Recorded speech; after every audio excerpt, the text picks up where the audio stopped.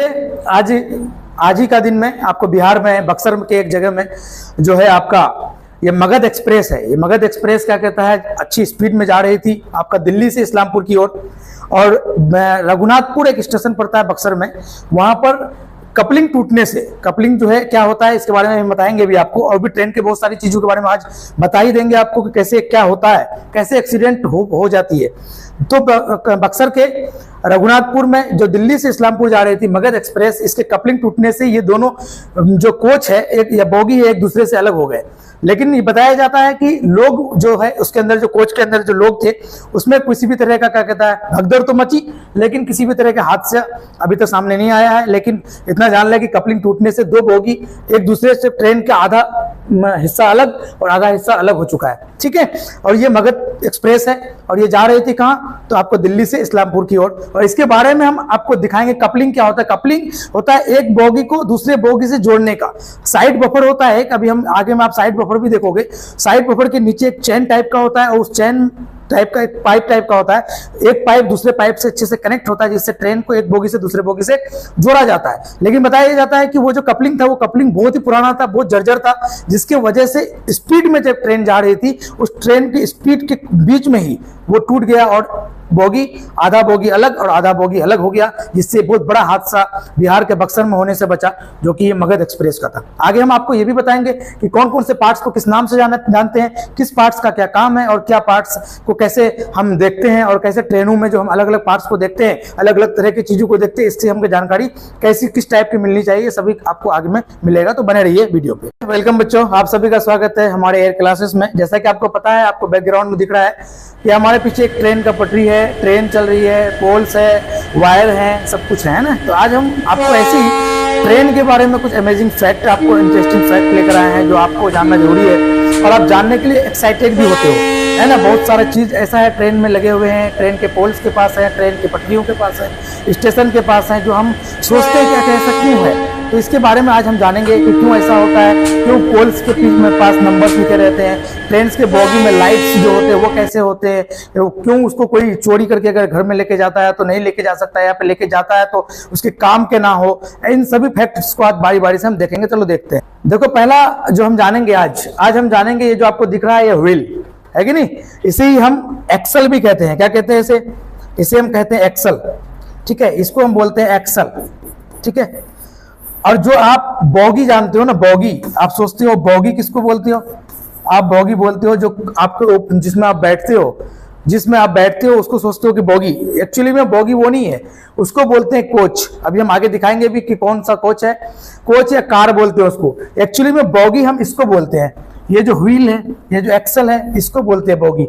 तो आज के बाद आप उसे बोगी ना कहेंगे, उसे कोच कहेंगे। जिसमें आप बैठते हो वो कोच है, और जो नीचे व्हील है जो आपका आयरन का है, लोहा का है, इसको बोलते हैं बोगी, ठीक है। जिसमें चक्के लगे रहते हैं, है ना, इसको बोलते हैं क्या, बोगी। और जो कोच होता है आपका, कोच कुछ अलग अलग होता है। कोच आपको हम दिखाते हैं यहाँ पे कोच कैसा होता है। जैसे देखो यहाँ पे दिख रहा है आपको, ये है बोगी, जो आपका लोहा का पार्ट था जिसमें व्हील लगा हुआ है, इसको बोलते हैं बोगी। Bogie 1, bogie 2। एक अगर कोच होता है उसमें 2 बोगी होता है, तभी तो इधर चक्का और इधर चक्का होता है, व्हील होता है कि नहीं। और कोच जो हम बोल रहे थे जिसमें हम बैठते हैं उसको भी हम लोग बोगी बोल देते हैं। कितने बोगी नंबर में आपका सीट है, जो कि गलत है। हम बोगी तो लोहे वाले को बोलेंगे जिसमें व्हील लगा हो, चक्का लगा हो, ठीक है। आज आपको ये पता चली गया। लेकिन कोच हम कहेंगे ये ऊपर वाला, बोगी के ऊपर में कोच हुआ करता है, ठीक है। ये बोगी होगा जिसमें चक्के लगे होंगे, और इसके ऊपर जो सीट होंगे आपका, जो बॉक्स होगा आपका, इसको बोलते हैं कोच, और इसी को बोलते हैं कार। तो जिसमें आप बैठते हो आज से, उसके बाद आप क्या बोलोगे, कोच। और जो नीचे व्हील लगा रहता है इसको बोलते हैं बोगी। तो बोगी और कोच में अंतर समझ में आपको आ गया होगा, है कि नहीं। अब देखो यही है आपका, ये क्या है, यही है कोच। ये क्या है, कोच, या फिर इसको बोलते हैं कार, है कि नहीं। ये है कोच या कार जिसमें आप बैठते हो, और जो नीचे व्हील था वो था बोगी, है कि नहीं। दूसरा देखो फैक्ट क्या है, ये जो आपको दिखता है ये एल्यूमिनियम का क्या कहता है बॉक्स, आपको किसमें दिखता है, पटरियों के पास 3-4 एल्यूमिनियम बॉक्स होता है। एक्चुअली में ये जो है आपका डायरेक्शन है ना, डायरेक्शन के लिए, स्पीड के लिए और एक्सल के लिए यूज होता है। अलग अलग बॉक्स होता है एल्युमिनियम का, और इस एल्युमिनियम के बॉक्स ये बताता है कि किसी ट्रेन, कोई ट्रेन जो आ रही है वो किस डायरेक्शन में आ रही है, किस स्पीड से आ रही है, और इसमें कितने एक्सल है, कितने व्हील है, कितने धुरी है इसमें, है कि नहीं। एक्चुअली में होता है कि हर 5 किलोमीटर की दूरी पर ये आपको ऐसा बॉक्स दिखेगा। जब ट्रेन गुजरती है तो उसके पूरे बॉगी में, यानी पूरे क्या कहता है बॉगी में जितने एक्सल हैं, जितने क्या कहता है चक्के हैं, उसको काउंट करता है ये, और कितने स्पीड से गुजर रही है और कौन से डायरेक्शन में जा रही है, ये तीनों चीज को। और भी इसके काम है, ये एल्युमिनियम बॉक्स में एक वायर रहता है जो आपको ऐसे निकल के पटरियों के पास ऐसे एल्युमिनियम टच होता है आयरन पटरियों से, और जब ट्रेन इसके ऊपर से दौड़ती है, चलती है, तो इस ये जितने सारे व्हील हैं, सारे व्हील को डिटेक्ट करता है, काउंट करता है, स्पीड को काउंट करता है, डायरेक्शन को काउंट करता है, और ये हर 5 किलोमीटर में रखा रहता है। अब जैसे 5 किलोमीटर के बाद अगला 5 किलोमीटर में गया, तो ये जो अगला 5 किलोमीटर में बॉक्स रखा है, उस बॉक्स को इंडिकेट कर दिया कि इसके अंदर में 25 व्हील है, ये एक्सल है, या इतने स्पीड से गाड़ी चल रही है, या 100 एक्सल है। अब जब वो 5 किलोमीटर में जाके पहुंचेगा तो वो भी क्या करेगा, इसको आइडेंटिफाई करेगा। अगर सेम जितना एक्सल ये बताया अगले 5 किलोमीटर वाले को उतना मिल गया, तो समझ में आएगी बात कि ट्रेन सही है, जो बॉक्स है, जो बॉगी है, वो सही है, सुरक्षित है। लेकिन माना कि ये 5 किलोमीटर में 100 काउंट किया, अगला 5 किलोमीटर वाला 90 काउंट किया, तो 10 कहां छूट गया, इसका मतलब कोई बॉगी होगा जो मिस हो गया होगा। तब ट्रेन के अगले पार्ट्स में जाने से पहले ट्रेन को रोका जाएगा, आगे आने वाले पीछे ट्रेन को रोका जाएगा, और ट्रेन के बॉगी को खोजा जाएगा कि आखिर एक्सल जो गायब हुआ, तो एक्सल गायब क्यों हुआ। इसी वजह से ये डिटेक्टर रहता है, ये एल्यूमिनियम बॉक्स रहता है, जो डायरेक्शन को, स्पीड को, एक्सल को चेक करता है, और हर 5 किलोमीटर में ही एक्सल को चेक करते रहता है। और ये प्रोसेस जारी रहता है। अगर सब कंटिन्यू 100 है, 100 करके जा रहा है, तो इसका मतलब ट्रेन सही दिशा पे चल रही है, सही है। अगर काउंट एक्सल में कम हुआ तो इसका मतलब कहीं ना कहीं मिसमैच है कि नहीं। नेक्स्ट हम जानते हैं इसके बारे में। देखोगे अक्सर आपको पोल्स में, यानी ट्रेन के बगल में जो पोल्स होता है, या फिर आपका जो इलेक्ट्रिक का पोल होता है, या फिर पत्थर का जो पोल होता है, उन दोनों में आप बटे में, बाई में कुछ नंबर्स लिखे रहते हैं। जैसे 52/617 है, कहीं पर 578/72 होगा, ये बाई में हमेशा रहता है। ये एक्चुअली इसलिए रहता है कि ये एक्चुअली ड्राइवर के लिए होता है, जो पायलट होते हैं उसके लिए होता है। वो जब ट्रेन को लेकर आगे बढ़ता है, तो हो सकता है किसी पटरी में उसको मिसमैच दिखाई दिया कि ये पटरी खराब है, इस पटरी को मुरम्मत करने की जरूरत है, ताकि नहीं तो कोई दूसरा ट्रेन या फिर और आगे आने वाली ट्रेन को दिक्कत आ सकती है। तो ड्राइवर उसको डिटेक्ट करता है, तो ड्राइवर कंट्रोल में कॉल करता है, और जब कॉल करता है तो कैसे पता चलेगा कि कौन से पटरी में ऐसा हुआ। तो जो ये नंबर लिखा होता है ना, हमें इसमें ये नंबर को नोट कर लेता है ड्राइवर और पायलट, और फिर जो जिसको वो कंप्लेन करता है उसको बता देता है कि पोल नंबर इतना में 52/617 में ट्रेन की पटरी में दिक्कत है। अब वो आराम से इसको पहचानता हुआ, खोजता हुआ चला जाता है, और उस पटरी को चेक करता है, और पता चल जाता है कि क्या खराबी है, और उसको ठीक कर देता है। तो ये नंबर्स चेक करने के लिए दिया जाता है, ताकि ड्राइवर उस नंबर्स को दे दे, तो ये नंबर को चेक करते हुए पटरी के पास पहुंच जाए जो पटरी खराब हुआ। अगला देखो, अगला क्या है फैक्ट आपका, ये देखो, ये जो है ट्रेन के बोगी के ऊपर में रूफ वेंटिलेटर है, ये इसको बोलते हैं रूफ वेंटिलेटर। इसको क्या बोलते हैं, रूफ वेंटिलेटर है ये, है ना। और ये रूफ वेंटिलेटर क्या काम है कि बोगी के अंदर व्यक्तियां, यानी ज्यादा पैसेंजर हो जाने के बाद बोगी के अंदर क्या हो जाने लगता है, हीट ज्यादा होने लगता है। और आपको पता है कि कोई भी गैस जब वो अंदर में हीट ज्यादा होगा, तो हीट जो होता है ये ऊपर, गैस जो होता है, गर्म गैस क्या होता है, ऊपर की ओर उठने लगता है। तो बोगी के ऊपर में एक ढक्कन लगा होता है, ये ढक्कन देखो पैक है, ताकि बारिश का पानी अंदर ना जा पाए, और ये साइड से छेद होता है, ताकि जो नीचे गर्म, जो बोगी के अंदर जो गर्म हवा है, वो गर्म हवा इससे निकलता रहे, और ट्रेन क्या हो, मतलब ट्रेन के अंदर में ठंडापन बना रहे, ज्यादा गर्म ना हो। ऐसा अंदर में आपको दिखता होगा, और ये ऐसा बाहर में दिखता होगा। ये दोनों इमेज आपके सामने है कि नहीं। और इससे ये भी होगा कि अगर ये ना रहे, तो ट्रेन के बोगी के अंदर, यानी कोच के अंदर क्या होगा, ज्यादा से ज्यादा गर्म हो जाएगा। तो इससे जो है डायरेक्शन या बैलेंस भी क्या होता है, गड़बड़ाने की हो सकता है कि गड़बड़ा जाए। इस वजह से क्या कहता है ये वेंटिलेटर, रूफ वेंटिलेटर काम करता है कि हीट को बाहर निकालने में काम करता है। अगला देखो क्या है, अगला आपको देखोगे ये ठीक है, ये जो है इसको बोलते हैं साइड बफर। इसको क्या बोलते हैं, साइड बफर। ये साइड बफर क्यों होता है, इससे पहले स्क्रू कॉपर होता था। इससे पहले क्या होता था, ऐसे स्क्रू कॉपर होता था, ये दोनों स्क्रू कॉपर से यहाँ अटैच होता था, और जब ट्रेन चलती थी तो ठीक चलती थी। लेकिन स्क्रू कॉपर से दिक्कत क्या थी कि ट्रेन जब चल रही है तो खिंचाव होता है, तो खिंचाव होता था तो सही चलता था, लेकिन जब ट्रेन ब्रेक लेगी, जब रुकेगी कहीं, तो ये दोनों आपस में मिल जाता था, तो ट्रेन एक दूसरे के ऊपर चढ़ने का खतरा रहता था। लेकिन अब नया टेक्निक्स में ये क्या कर दिया गया, साइड बफर कर दिया गया, जहां पर आप देखोगे चुंबक के तरह दो क्या कहता है कोच आपस में मिलता है, ठीक है। तो इसके अंदर स्प्रिंग होता है, देखो यहाँ पर स्प्रिंग है थोड़ा टाइप का, ये इतना बड़ा क्या कहता है आयरन है, ये भी आयरन है, और दोनों के बीच में स्प्रिंग है। यानी अगर ये जैसे रुकता है तो ट्रेन और ट्रेन के बीच में जब घर्षण होता है, जब मिलता है, तो ये थोड़ा सा अंदर चला जाता है, ये भी थोड़ा अंदर चला जाता है, तो ट्रेन एक दूसरे के ऊपर चढ़ने से बच जाता है, एक दूसरे के ऊपर नहीं चढ़ पाता है। लेकिन स्क्रू कॉपर में क्या था कि एक दूसरे के ऊपर चढ़ जाता था, इस वजह से एक्सीडेंट का खतरा बहुत ज्यादा होता था। इस वजह से इस साइड बफर को लाया गया है। साइड बफर क्या करता है कि दोनों ट्रेन जब रुकती है, दोनों के बीच में क्या कहता है ये घर्षण पैदा करके दोनों को मिलाता है, लेकिन थोड़ा थोड़ा अंदर घुस जाता है, जिससे दोनों एक दूसरे के ऊपर नहीं चढ़ सकता है। तो ये साइड बफर होता है, ठीक है। और इससे क्या कहता है ट्रेन के जो कोच को है मिलाया जाता है, ठीक है। आगे देखो, तो आगे आपको देखो लाइट्स और फैन है। देखो जब ट्रेन में एक्चुअली में लाइट और फैन जो चलता है ना, वो 110 के डीसी वोल्ट में चलता है। कितने? 110 के डीसी वोल्ट में। और आपके यहाँ एक्चुअली में जो लाइट आती है, जो अगर बिजली आप चलाते हो, वो 220 वोल्ट में चलाते हो, ठीक है। एसी में चलाते हो, डीसी में नहीं। और अगर आपका लाइट चला गया तो आप डीसी में ज्यादा से ज्यादा 5 वोल्ट से 24 वोल्ट तक ही चला सकते हो, याद रखना। तो ट्रेन में सबसे ज्यादा फैन और बल्ब की चोरी पहले होती थी। इसके चक्कर में गवर्नमेंट ने ये नियम लाया, ये बनाया इसको कि एक काम करो, घर में अगर कोई भी व्यक्ति बल्ब को या पंखा को चलाता है, तो वो करंट से अगर चलाता है, इलेक्ट्रिक करंट से, एसी करंट से चलाता है, तो ये इसको चाहिए 220 वोल्ट। और अगर लाइट चली जाती है, तो अगर वो जनरेटर यूज कर रहा है, इन्वर्टर यूज करता है, बैटरी यूज करता है, उसको चाहिए कम से कम 5 वोल्ट या 24 वोल्ट, उससे ज्यादा वोल्ट डीसी देगा नहीं, ये डीसी देगा नहीं। तो एक बीच में ऐसा वोल्ट बनाओ 110 वोल्ट। अगर ये चोरी करके लेके भी जाता है फैन को या बल्ब को, तो अपने घर में चला ही नहीं पाएगा। और जब जला ही नहीं पाएगा, तो इससे क्या हुआ है, इससे जो ट्रेन में जो बल्ब है और फैन है, इसकी चोरी में कमी हुई है कि नहीं? क्योंकि वो लेके जाएगा, इसका कोई काम का होगा ही नहीं, ना ही वो 110 वोल्ट डीसी में दे पाएगा। और जब दे ही नहीं पाएगा, तो इसका मतलब ट्रेन में चोरी की कमी हो गई है। इसलिए 110 वोल्ट डीसी में ट्रेन का जो पंखा है और लाइट है, ये चलता है। आगे देखो, आगे कुछ फैक्ट और है, जैसे अलार्म है, चेन पुलिंग। अब अगर किसी जगह इमरजेंसी हो जाता है, तो लोग इमरजेंसी में चेन पुलिंग करते हैं।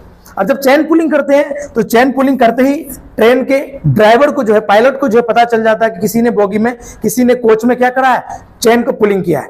तो चेन पुलिंग करने के बाद ऐसा नहीं कि तुरंत रुक जाती है, ड्राइवर सेफ जगह खोजता है, कम से कम 1 से 2 किलोमीटर तक लेके जाता है ट्रेन को, सेफ जगह जहां होती है वहां ट्रेन को रोकती है।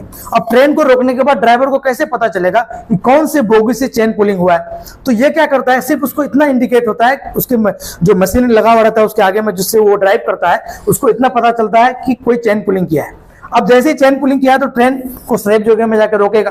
रोकने के बाद ये क्या करता है, 3 हॉर्न देता है, और 3 हॉर्न देता है तो गार्ड को पता चलता है कि इसका मतलब है कि कोई इमरजेंसी चेन पुलिंग किया है।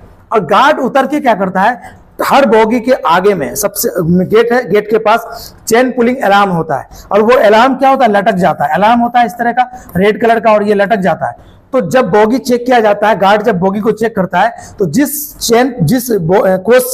जिस कोच से चेन पुलिंग किया गया है, उस कोच के बाहर में एक अलार्म जो है वो लटक जाता है, जिससे पता चलता है कि इसी जो कोच से क्या हुआ, चेन पुलिंग हुआ है। और फिर गार्ड अंदर जाता है, और वो व्यक्ति, जिस व्यक्ति ने इसको चेन को पुलिंग किया है, उससे कारण पूछता है। अगर कारण ऑथेंटिक है तो ठीक है, अगर ऑथेंटिक नहीं है तो ये जेल में भी जा सकता है, इसके ऊपर कार्रवाई भी हो सकती है, क्योंकि इमरजेंसी में ब्रेक क्यों लगाया, ठीक है। और एक लाइट पूरे, अब अगर ये दिन में पता चलेगा, दिन में एक हो गया, लेकिन रात में, अगर नाइट में, एक चीज याद रखना, नाइट में अगर किसी ने अगर चेन को पुलिंग कर दिया, तो कैसे गार्ड को पता चलेगा कि ये किस बोगी से हुआ है? तो रात के समय में इसी जगह जहां पर बोगी के आगे में बाहर के तरफ चेन पुलिंग करने के बाद अलार्म लटक जाता है, उसी तरह अगर नाइट के टाइम में चेन पुलिंग किया गया है, तो एक लाइट लगा रहता है उसी के बगल में अलार्म, और ये बिलिंग करते रहता है, रेड कलर का बिलिंग करते रहता है, जिससे ये पता चलता है कि रात के समय में ये पता चल जाता है कि कौन से ट्रेन के कोच से चेन का पुलिंग हुआ है।